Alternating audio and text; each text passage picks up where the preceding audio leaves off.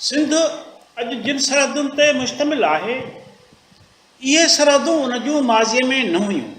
सिंध वसी जग़राफ़ियाई एराज़े ते फैलियल हुई जंहिंमें अॼोको पंजाब, बलूचिस्तान, राजस्थान, गुजरात ऐं ॿिया इलाइक़ा शामिल हुआ। असां जॾहिं माज़ीअ जे सिंध जी तारीख़ जो ज़िक्र कंदासीं त उनखे मौजूदा सिंध जे महदूद सरहदुनि बदिरां उन वसी सिंध खे सम्झणु घुरिजे जेका अॼु बि पंहिंजी तहज़ीब, सक़ाफ़त ऐं ॿोलीअ जे बुनियाद ते हज़ारे किलोमीटरनि जे एराज़े ते फैलियल आहे। अॼु पाण आगाटी सिंध जे कच्छ भुज जे उन सूर में ॼाम लाखे फुलाणी जो ज़िक्र कंदासीं जेको मौजूदा सरहदुनि जो मोहताज न आहे, जंहिंखे अॼोकियुनि सियासी सरहदुनि वारनि लकीरुनि में क़ैद करे नथो सघे। ॼाम लाखो फुलाणी आगाटी सिंध जो इहो नाम्यारो सूरमो थी गुज़रियो आहे जंहिंखे भिटाईअ ॻाए संदसि किरदार खे लाफ़ानी हैसियत ॾेई छॾी। लाखे फुलाणी खे सिंध जे राॻियुनि ऐं सुघड़नि 7 सूरहनि में शुमार कयो आहे।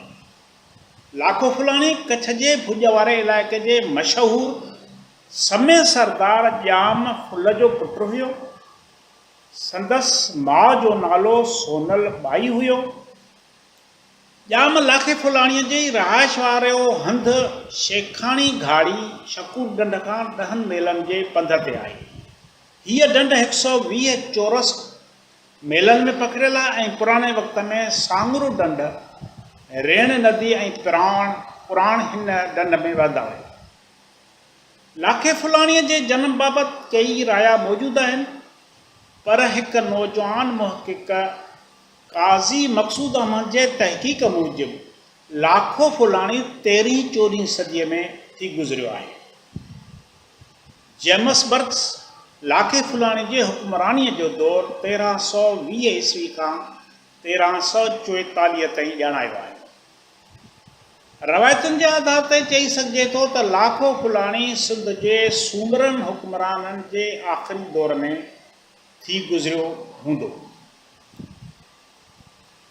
लाखो फुलाणी आगाटी सिंध जो सगारो हुक्मरान हुयो ऐं कच्छ ऐं गुजरात जे रवायतुनि में तमामु घणो मशहूरु रहियो आहे।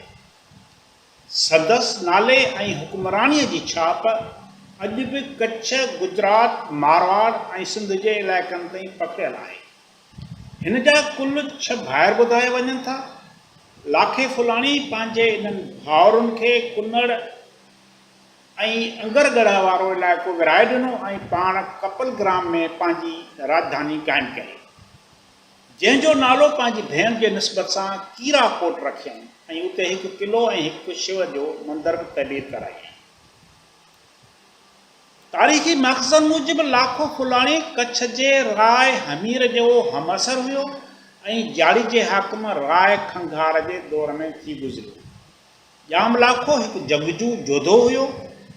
रवायत आहे त उन वक़्त जो हाकिम राय खंघार हिकु मालदार रेबारनि ते आशिक़ थी पियो, जंहिंजे करे रेबारियुनि जे वक़्त जे हाकिम ताईं रसाई हासिलु हुई। रेबारियुनि वक़्त जे हाकिम जी वेझड़ाइप सबबि पाण खे बाक़ी ख़लक़ खां मथ भरो थे सम्झो ऐं ग़रीब ऐं बेपहुच माण्हुनि ख़िलाफ़ ऋण ॿारे ॾिनो हो।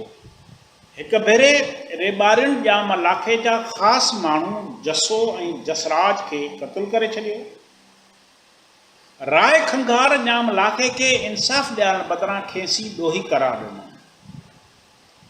इन नाइंसाफ़ी सबबि ॼाम लाखे वक़्त जे हाकिम सां बग़ावत शुरू कई ऐं मथियसि हमला शुरू करे ॾिनो। ॼाम लाखे क़त्ल जो बदिलो वठण लाइ रेबारियुनि ऐं राय खंघार समेत संदसि बिरादरी ख़िलाफ़ गोरिला जंग शुरू कई, जंहिंखे शाह लतीफ़ हिन तरह बयानु कयो आहे। लाखा लख सुझनि पर फुलाणीअ फेर ॿियो, जंहिं भर राणा राजा कोटनि मंझि कंबनि, जंहिंजो जाड़ी जन सुती सोचो न लहे।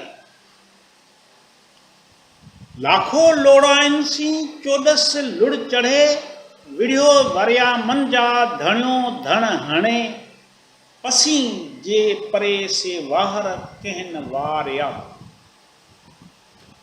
लाखों लूणी आयो हुई हुई पई हाक, है पई हाक। लाखों लूणी आयो है पई हाक, पायर किना पुछड़ी डूंगर पई डाक। उठियूं ऐं अराक गॾिया तां घणई थिया। हक़ीक़त आहे त लाखो फुलाणी को धाड़ेल ऐं रहज़न न हुयो, पर हू सखी ॼाम ॾातार हुयो। हू धाड़ा न हणंदो हो, पर ॾाढनि सां इंसाफ़ लाइ जंग जोटी हुई। ॼाम फुलाणी पंहिंजे दौर में सभ खां अॻु खीरागढ़ नाले हिकु मज़बूत क़िलो ठारायो, जंहिं लाइ काफ़ी ओॾ घुराई। कोट जे कम दौरान ॼाम लाखे जी निगाह ॿेले नाले ओॾ जी ख़ूबसूरत न्याणीअ ते पई ऐं उन हथां पंहिंजी दिलि खसाए वेठो। रवायत मूजिबि हिन बरवक़्तु माण्हू मोकिले ॿेले ओॾ खां धीउ जो संग घुरियो, जंहिं ख़ुशीअ सां रिश्तो क़बूल कयो। जंहिं बद ॼाम लाखे उन छोकिरीअ सां लाऊं लधियूं। ॼाम लाखे ओॾनि खे तमामु घणो नवाज़ियो। मुल्क में पाणीअ जी अणाठ महसूसु करे ओॾनि हथां ॿ वॾा तलाउ खुटरायईं, जिन में हिक ते लाखासर ऐं ॿिए ते ॿेलासर नालो पइजी वियो। इहे ॿई तलाउ अॼु ताईं साॻियनि नालनि सां सॾिजनि था।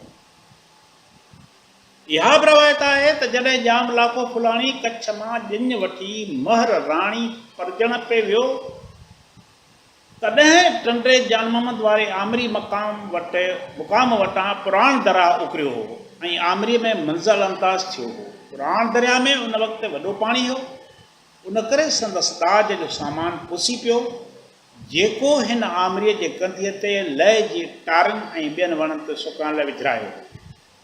जॾहिं इहो सामान उस ते सुकी ख़ुश्क थियो ऐं लाहिण जी तयारी थी, त ॼाम लाखे पंहिंजे माण्हुनि खे रोके चयो त असांजी इहा रस्म ऐं रवायत आहे त असां शादीअ में ओढाणी ॾींदा आहियूं। इन करे हिन शादीअ जी हीअ पहिरीं ओढाणी आहे, तंहिं करे इहे कपिड़ा हिते ई रहण ॾियो। जंहिं बि ॿियो सामान ख़रीद करे हू अॻिते वधियो। लाखे जी इन रवायत खे शाह लतीफ़ सुर ॾहर में हिन रीति ॻायो आहे। झूनी तूं प्राण जग छटीह संभरी, तोखे ॾिठा हाण लाखे जहिड़ा पहियड़। लाखो फुलाणी अक्सर करे पंहिंजे दोस्तनि सां शेल शिकार ते रहंदो हो। हिकु दफ़े कंहिं खेसि पोते जी सुध वठण जी सलाह ॾींदे चयो त ईअं न थिए जो कंहिं ॾींहुं अची केरु ॿुधाए त तव्हांजो वालिद फुल मरी वियो। लाखो जवानीअ जे घोड़ीअ ते सुवार हो, तंहिंखे इहा ॻाल्हि न वणी। उन करे कसम खयईं त जेको बि अहिड़ी मनहूस ख़बर आणींदो उनजी आउं ज़बान वॾाए छॾींदुसि। घणे वक़्त खां पोइ फुल सचपच गुज़ारे वियो ऐं लाखो उन वक़्तु बि घर घाट खां परे हुयो। दोस्तनि यारनि खे ख़बर पई, पर केरु न हो जेको लाखे खे इहा मनहूस ख़बर ॿुधाए। नेठि हिकु भिट फ़क़ीर ते कमु रखियऊं, जंहिं इहा ख़बर लाखे ताईं पहुचाइण जी हामी भरी ऐं लाखे जे अॻियां अची चयईं त हिकिड़ा फुल पसंदि वारे ॿिया जे बठिन धाज, लाखा आव मेहराण तोरीअ सुञो काछड़ो।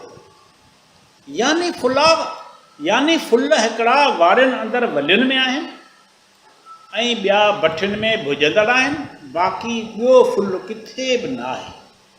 तॾहिं लाखे जे वात मां निकिरी वियो त चइबो त मुंहिंजो पीउ मरी चुको आहे।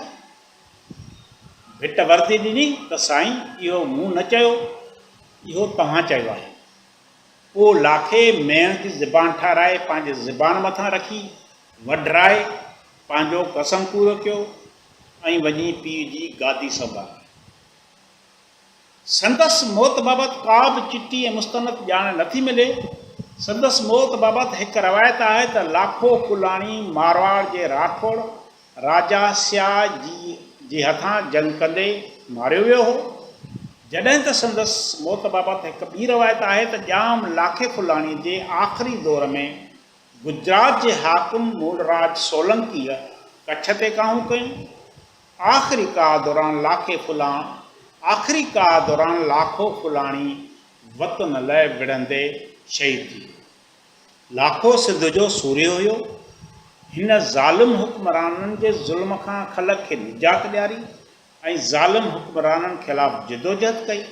उन करे सिंध जे हिन सूरमे जी शख़्सियत ऐं किरदार जा रोशन रुख़ दुनिया आॾो ज़ाहिर करण जी ज़रूरत आहे।